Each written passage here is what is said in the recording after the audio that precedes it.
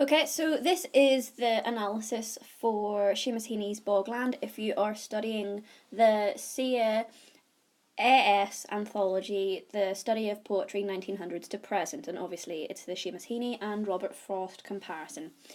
Um, Obviously everything in this video is not a full or complete analysis. It's only a brief, basic surface analysis, and there's so much more that you could read into this poem, and there are tons more resources out there that you can use if you want to further your own understanding. This is just a basic starting point.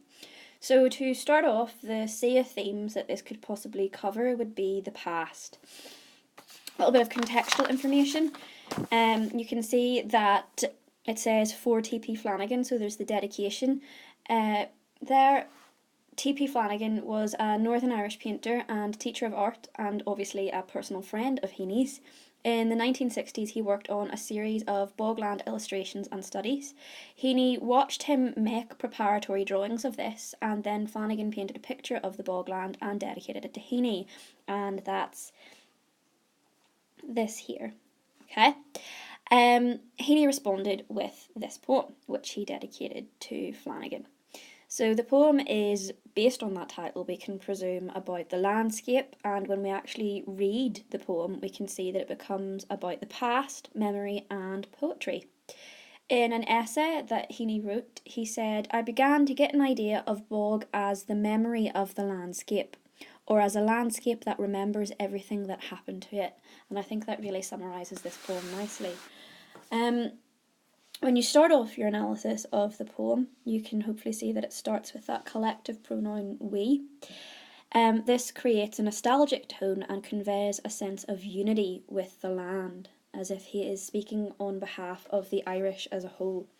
So there's a real sense of community to start off with. We can see that the bog throughout this poem becomes a symbol for the whole of Ireland, and digging into the darkness invites us to explore the past. If we then look at, in that same line, this idea of prairies and the choice of diction there, a prairie is an expansive grassland. It's usually found in America. It's an American term. So we can see that there's the juxtaposition of Irish bogs with American prairies. Whilst our bogs are not as expansive, they have a crucial depth to them, which Heaney explores in this poem. Then if you look at the second line of that first stanza, we've got "to slice a big sun at evening." You've got really simple vocabulary in big sun, in the choice of adjective there, but that really simple adjective helps create really vivid visual imagery of this beautiful rural landscape. If you look at the repeated use of assonance throughout there, you've got you've got the E, you've got the evening, the repeated E's there, so the assonance, and obviously you've the sibilant slice and sun. Then you've got the evening and everywhere, so you've got alliteration, assonance, and sibilants. All of these things really help emphasise, through creating oral imagery, this idea of this idyllic, beautiful Irish landscape. You've got further use of assonance when you look at that next line, "everywhere the eye can see." So you've got repeated use of those E sounds peppered the whole way throughout that line. And you can see that the bogscape is first described with a painter's eye, that the oral imagery helps us visualise how beautiful and perfect this landscape is through this kind of idyllic, peaceful tone that's created. And this is obviously really appropriate that it's described with a painter's eye, because the poem is dedicated to a painter. You've got further use of alliteration in encroaching. Encroaching obviously suggesting intruding. Then if we look at stanza 2, wooed. So to woo somebody is usually to try and impress or flirt in some sort of manner. So the verb choice suggests the beauty of the landscape, really emphasises for us just how romanticised the landscape is. Then we've got "in the Cyclops' eye," and you've got this reference to mythology. So you've got mythological imagery which helps depict the bogscape as something mysterious. Then there's a reference to sight with I, so it becomes a personal memory that is widened into a common memory, suggesting some sort of communal consciousness. A tarn in the next line is a small mountain lake, and then we've got our unfenced country, and you've got yet another use of collective pronoun, which generates an affectionate tone, affection for Ireland. And you can see that he identifies with this place and feels a strong sense of shared belonging. If you look at the idea of the unfenced country, the adjective there suggests that this is a place that has limitless possibility and beauty. And again, there's a sense of pride here. The repetition of I that you can see in Cyclops' eye and everywhere the eye really emphasises the sense of sight, and again points out how important visual imagery is within this poem. A bog that keeps crusting, and you've got more repeated use of those E sounds throughout, so heavy use of assonance throughout this poem. And then the verb choice crusting kind of adds to this idea of the bog as a metaphor for the deepest area of memory and imagination, where cycles of history coincide and are retained. The emphasis on the layers shown through that verb choice crusting suggests layers of land, layers of history. The bog crusts in a continuous expansion, so the land stretches on forever, and the bog is in layers, with each layer being a page of history that we can discover. Then the last line of that is between the sights of the sun, and you've got more assonance with those E sounds, and then you've got the sibilant sights of the sun. And look again at that reference to sight, reinforcing how important visual imagery is, and just emphasising for us how idyllic and perfect and tranquil this landscape seems. If you look at the next stanza, then stanza 3, you've got this distancing pronoun they've, and the they are referring to are the men who dig for turf.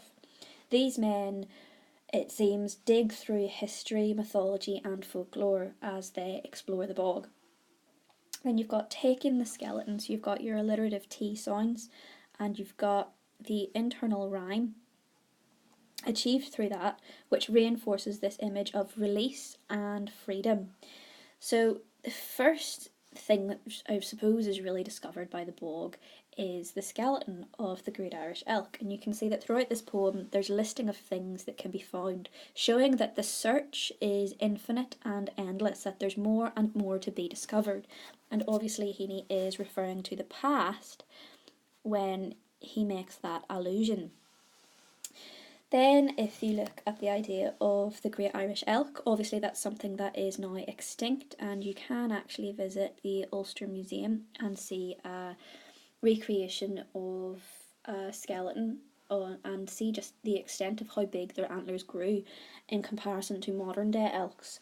So this idea of it being something extinct again reinforces the fact that the bog captures certain essences or parts of history and has the power to preserve them.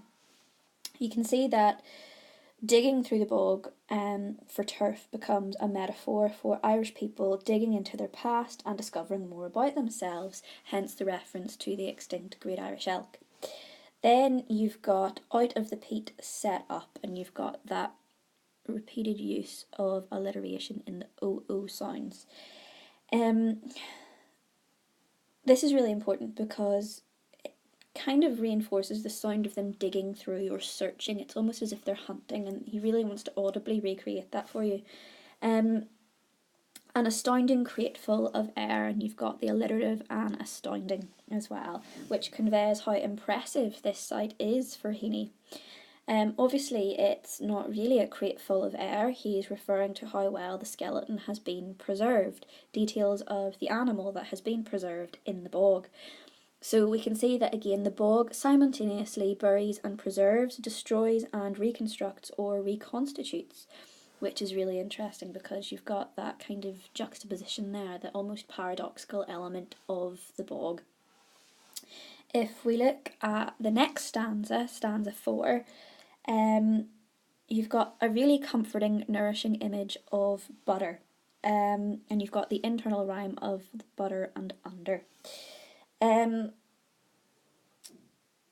It's a domestic image and it's something close to home, suggesting a personal connection to the bog and past that it holds within. You can see that it becomes a symbol of palpable human link with the past. Then you've got the verb choice sunk, which reinforces, for me anyway, just how mysterious the bog is and just how many secrets it has buried that could potentially be discovered. More than 100 years was recovered salty and white, so the fact that you've got this reference to time is important, as we see later on. The poem establishes the bog as the source of all Irish memory and ancestry, linking the present to the past through the constancy of the land and its ability to preserve. Then if you look at the description salty and white, and then the ground itself black butter, you've got, through those adjectives, juxtaposition there. The juxtaposition is really important because, again, it emphasises the fact that the bog has paradoxical elements that it can both create, destroy, preserve, bury, reconstruct. So this kind of idea that it is a very paradoxical landscape with so much potential. There's the alliteration of black butter, which emphasises the danger of the bog and again makes it a highly sensory poem throughout. There's lots of rich, vivid imagery created through the adjective choice and the repeated use of that domestic image. It kind of seems like through the personification of the bog as kind, that the bog is a metaphor for, again, Irish past, and it's described as having a living presence, as we can see through that personification. The bog comes across as a friendly place despite the menace of the bottomless holes. And it's very paradoxical, the idea of Ireland's history and past being both lovely and dangerous. And if you think of what you know about Irish culture and Irish history, that is definitely the case, that there's some really beautiful elements to it, but also some really violent elements as well, which Heaney has captured through his description of the bog. Then moving quickly on to the next stanza, we've got the verb choice melting, which reveals that the land has many secrets captured in its past which it can reveal to the discerning observer if they want to search and discover, missing its last definition by millions of years. And you've got the repeated use of imagery of time, and time is told in centuries and millennia, which again reinforces just how far back the bog goes and how far back human beings can go if they want to analyse their own past. There is enjambment throughout, but the enjambment here really suggests the melting action of the bog that's mentioned through that verb choice. And as it moves from one uncovered aspect of the past to another, again reinforcing how infinite it can seem. Then if you look at the waterlogged trunks, the great firs, the softest pulp, the bog acts as a metaphor for culture, as a landscape that can continually change. So you've got the black butter, that's the deep dark recesses of the bog, the holes, and then you've got the great fir trees as well. So it's a land that is constantly changing, like our culture is constantly changing. Soft as pulp, the simile emphasises the excitement and discovery.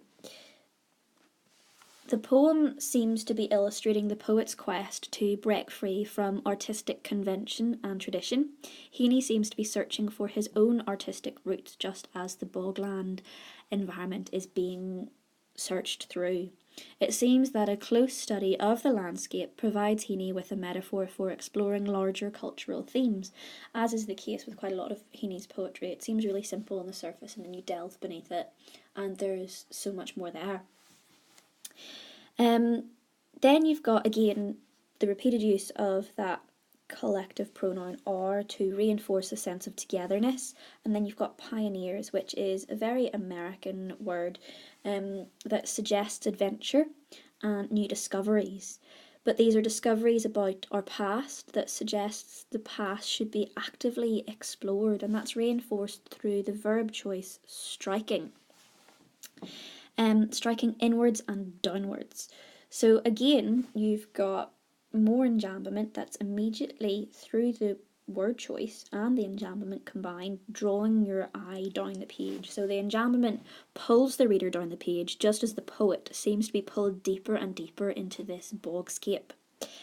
The digging of turf through inwards and downwards becomes a metaphor for peeling away layers upon layers of our history.